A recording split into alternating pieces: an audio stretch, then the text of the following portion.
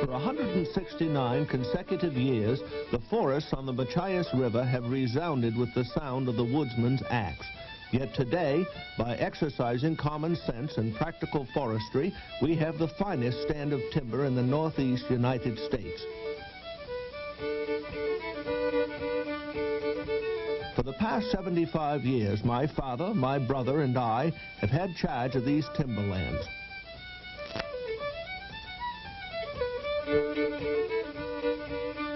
Knowing that the long lumber industry in Maine was a thing of the past, in 1930 I purchased a moving picture camera to make a record of the long lumber operations on the river and show by our method of forestry the size of the logs we were able to produce.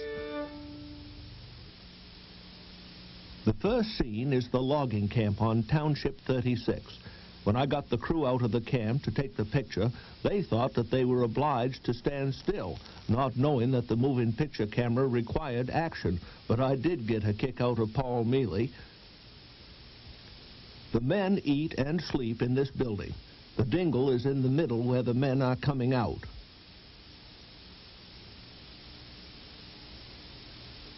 We will now show you a couple of hall boys from Kennebec sawing a pine. The tree is scarfed on the opposite side from which they saw. The next scene is the same crew with Ed Connors and Harry McCreevy on the saw. These men will saw the trees into 3 16-foot logs.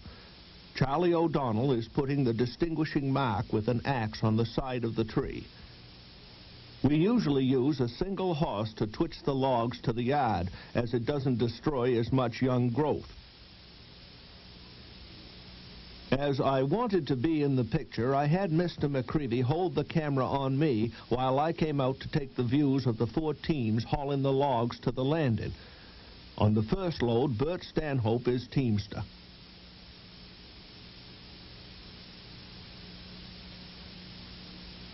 On the second load, William Hudson is teamster. The logs on these sleds are very good-sized logs for an operation in Maine at this time. On the third load, Wilton Foss is teamster. You will notice a crooked log on the side. This is a cedar and will be sawed up in 16-inch bolts to make shingles. On the fourth load is Alfred Mealy, teamster.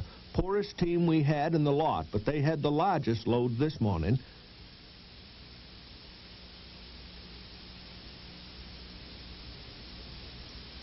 The teams are unloading at the rolling pier at the west branch. Note the steam rising off the horses.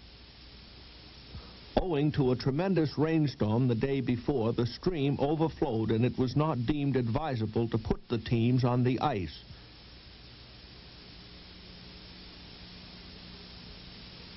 I took this view to show the outfit that I used to travel through the woods, driving only one horse in a double track. The next scene is the main river camp. The building in back is the garage for the log hauler. The vehicle in front is the snowmobile. On the right, the hovel where the horses are kept. Sam Handy and Herbert Hatt are now cutting the trees on Township 31 below the Bacon place. This is the third crop of timber cut off this land under our system of cutting in the past 25 years. This is the Lombard log hauler, built at Waterville, Maine. Without it, we would have had to build 4 dams on Crooked River, an expense of $10,000 or $12,000.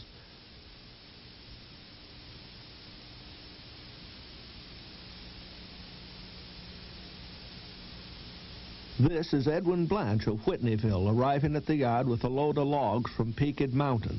The loads on the front of the yard are ready for the log hauler just gone by.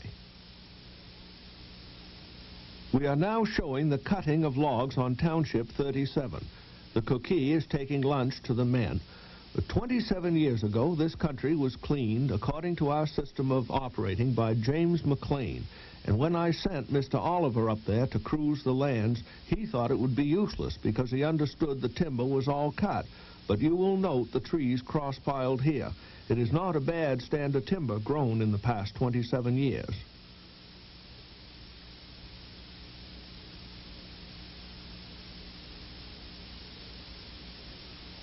Now, landing logs on Third Lake Old Stream. These logs are landed in a cove. A boom is put around them on the ice. When the ice goes out in the spring, they warp these logs in the boom down to the outlet, where they may be sluiced through the dam and driven into the Machias River. I took this view to make a record of logging sleds used on our river. The bunks of the sleds are 7 feet long. On the St. Croix River, they use sleds with a 5-foot bunk. Other places, they use 10 and 12-foot bunk. In the spring, river driving begins on the West Branch.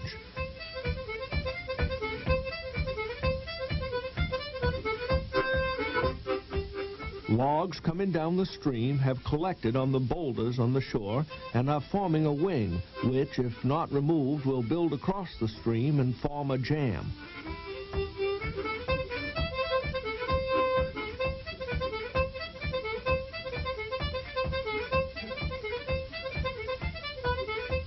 Mr. Ed Connors, who is the boss, is one of the most efficient lumbermen in Maine.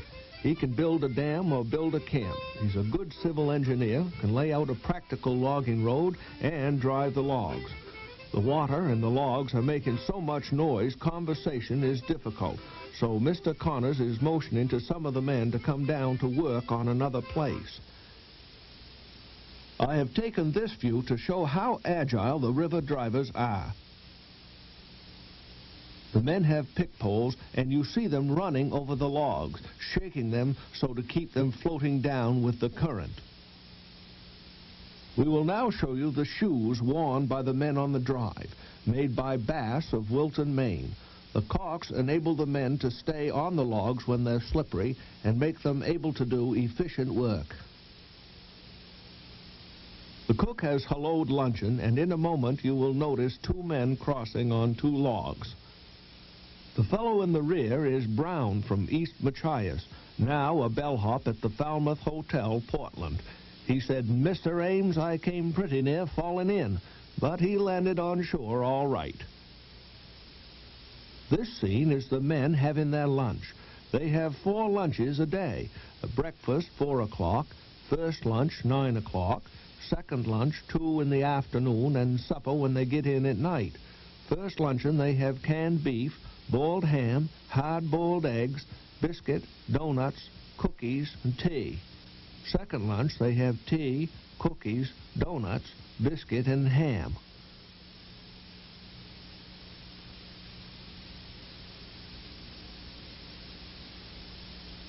This is Roll Dam Ledge. In the summertime, one can walk across this ledge with shoes.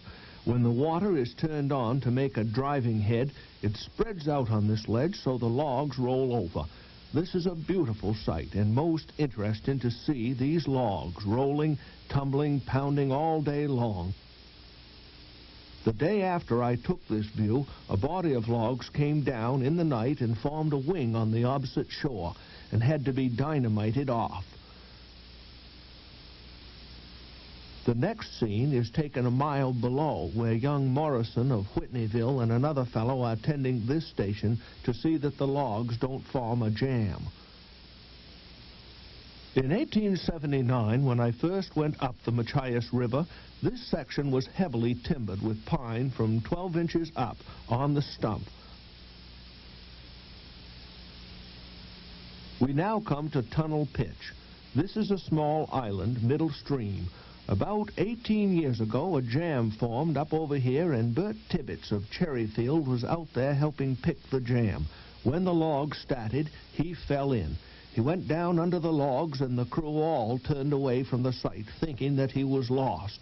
There happened to be an opening in the logs about 12 feet across where the water boiled up through. Someone looked up and discovered Bert just as the water threw him up on the logs. He had one on Jonah. He came out all right. This is Main River Camp, and the cooks serve their lunches cafeteria style. Note the 2 cooks. One is Al Smith, not of New York, but of Columbia Falls, and by his side is Billy Henscomb of Machias. Here's Gib Berry of Jacksonville. Mr. Connors is now leading the crew up on the jam. The man in the back part of the screen with a light shirt on is chopping the key log. If they're not able to start it by cutting the right log, they may have to use dynamite. This time the logs commence to move. The men are going to the shore where the logs pinch up, trying to keep the logs moving. The logs are 6 to 8 feet deep, in fact, down to the bottom of the river. You will note the spruce 20 feet long going end over end. The men on these logs have to be careful, because if their foot slips down between some logs, they're liable to have a foot or a leg pinched off. You will notice the logs gathering momentum all the time. The main body of logs is held by a boom just about a mile above, waiting to get this jam started.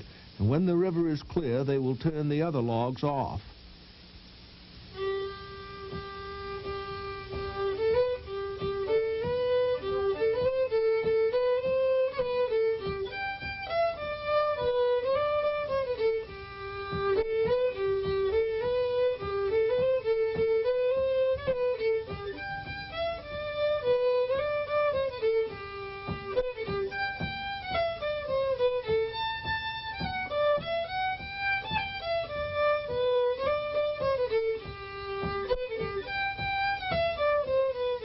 The next scene is Main River Bridge.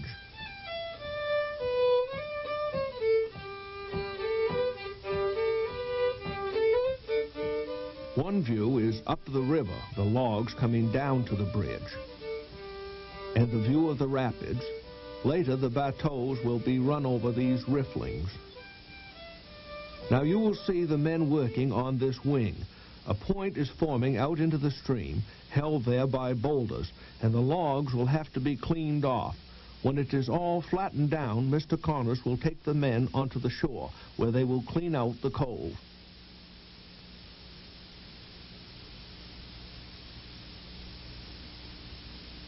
The green men, which we sometimes call auger handles, will work on the shore, while experts like the man with the vest on, Mr. Everett Scott of Bering, work on the outside next to the stream.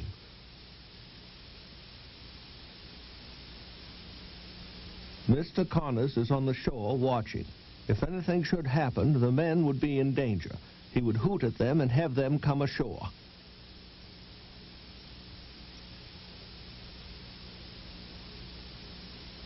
Now we will show you the men clearing a center jam at the head of the falls. These logs all have to be picked off, and it is about a day's work for 20 men. We have 2 boats on the rear to follow along and pick up the stray logs and men that may be marooned on a center like this. About 20 years ago, I saw Joe Haycock stand on this ledge nearly half an hour while they dropped the bateau down to him, having one line on each shore, first paying out one line and then another until the boat swung around and he could get aboard.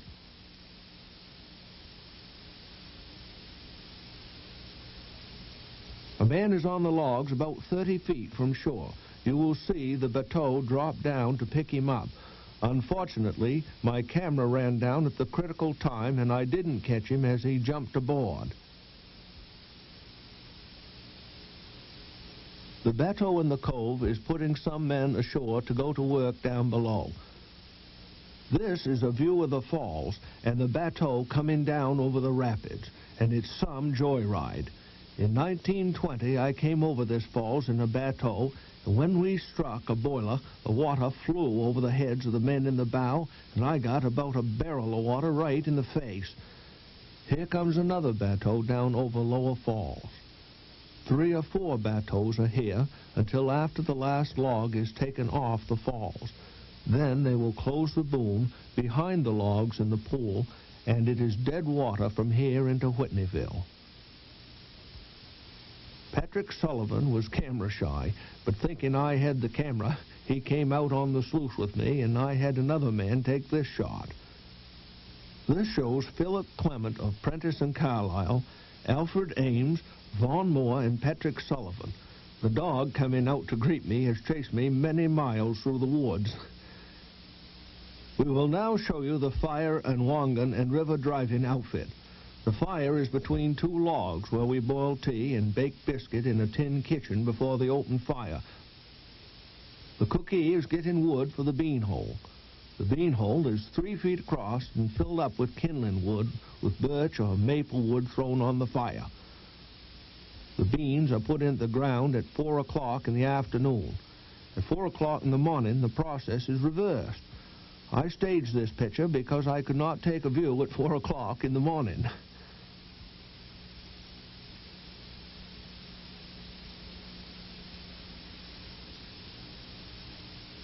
Al Smith is giving Clint Clark a plate of beans.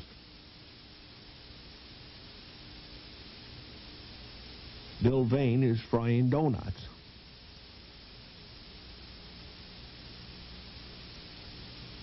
I've seen half a barrel of donuts eaten by the crew in one meal.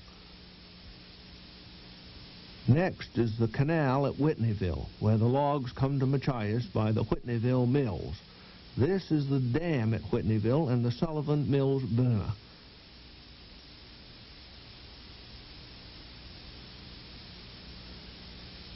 Frank Hammond and Charlie Handy are sorting logs for the lower mills.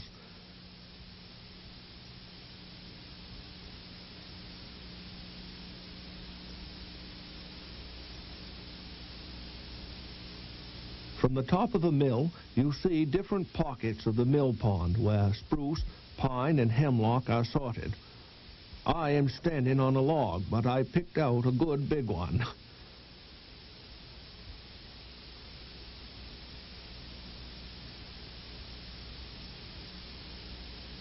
Note these children in their bathing suits, the river drivers of the future.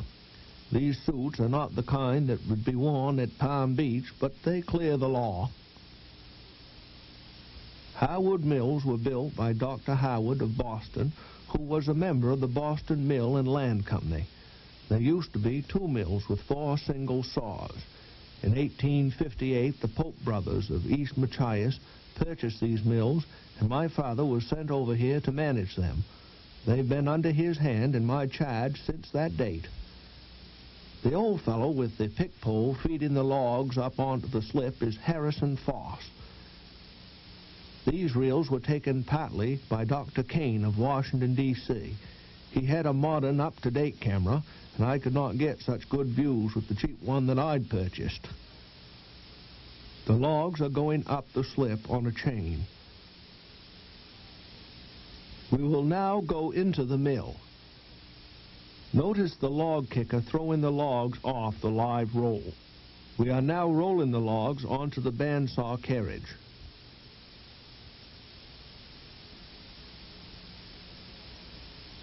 When the log comes back, it is turned down on the skid.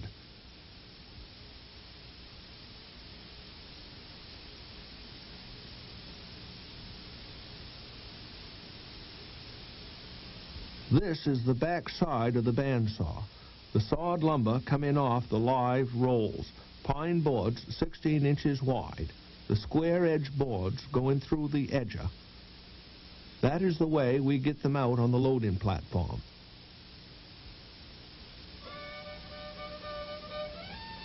The live edge boards have to be edged. The saws are set on a shaft with guides which pull them back and forth to make 6, 8, or 10-inch boards.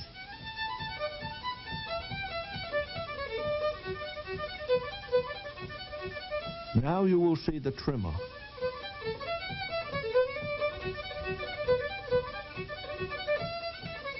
We are now cutting edgings.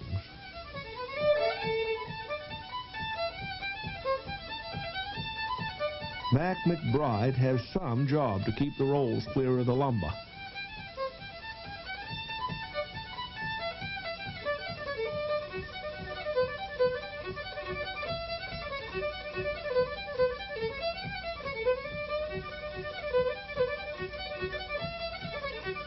We are getting out 10 by 12 timber for bridge frames.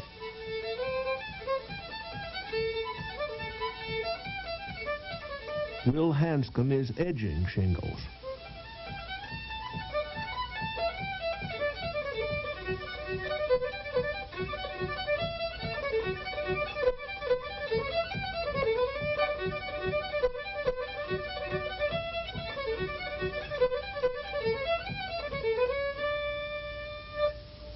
We are now sawing laths from large edgings which come off the side of the plank.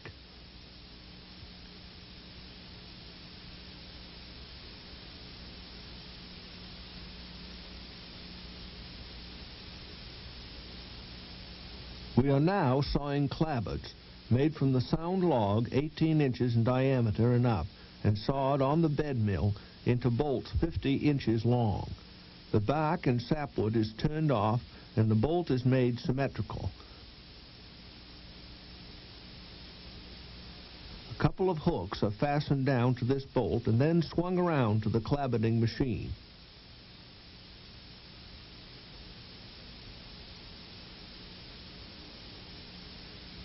Notice the saw is underneath. The bolt is dropped down onto the saw and it saws towards the center about 6.5 inches. In sawing clapboards from the circumference towards the center, it makes one edge thick and the other thin, same as a pie cut out at a church supper.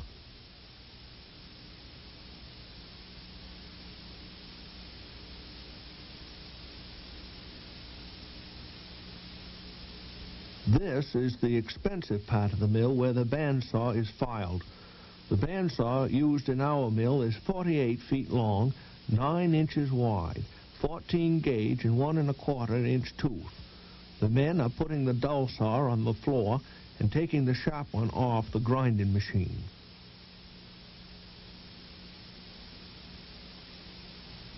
Notice the sparks fly from the emery wheel on the filing machine. Jim Mealy is the filer. To file, he simply points up the tooth with the file. These saws have to be rolled, hammered, and tensioned. It is some job to make one run perfect. Next is loading timber from the loading platform, an order of 1 1/4 by 10 spruce for the Portsmouth Navy Yard.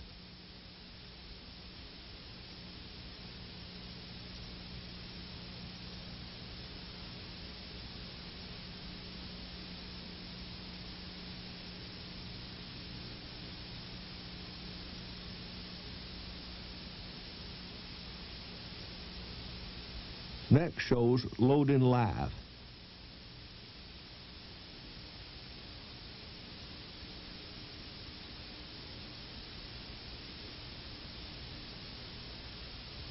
Here I am with Dr. Howard Kane. Dr. Kane is a Machias boy and now a most successful practicing physician in Washington, D.C.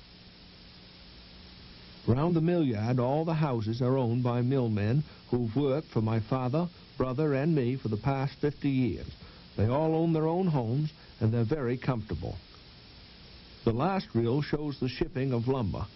In 1917, the schooner Lucy Evelyn was built at Harrington, Maine. Before the schooner was completed, we could have sold the sails and rigging at a profit of $10,000. Now we cannot give the schooner away. This order is for Bridgeport, Connecticut. The deck load goes to Vineyard Haven. The rail of the schooner is 8 or 10 feet above the wharf. At Machias, we have a rise and fall with the tide of 12 feet each day.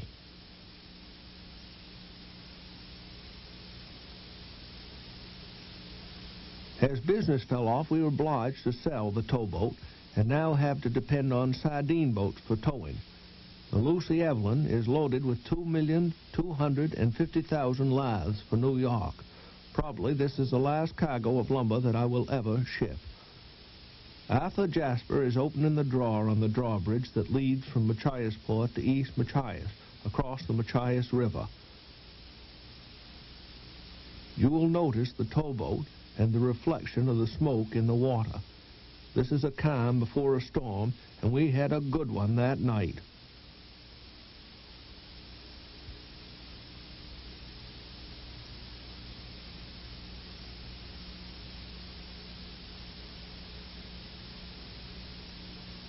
Just as the towboat is going through the drawbridge, you will notice the steam from the train which leaves Calais in the morning for Bangor, leaving the Machiasport station about 9 o'clock in the morning. This is quite a unique feature, as there are very few places where the sail meets the rail.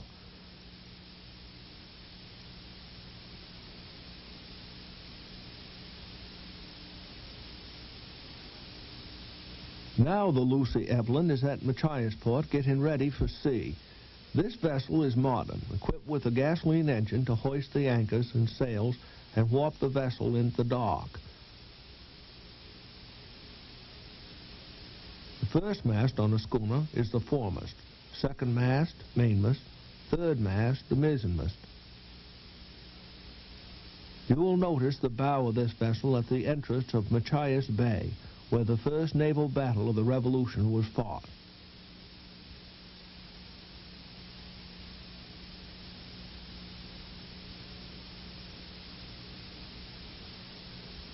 We will now show you the good schooner Bertha V, built in Millbridge, Maine 50 years ago, taking a cargo of lumber to Boothbay Harbor. She's going under her own sail.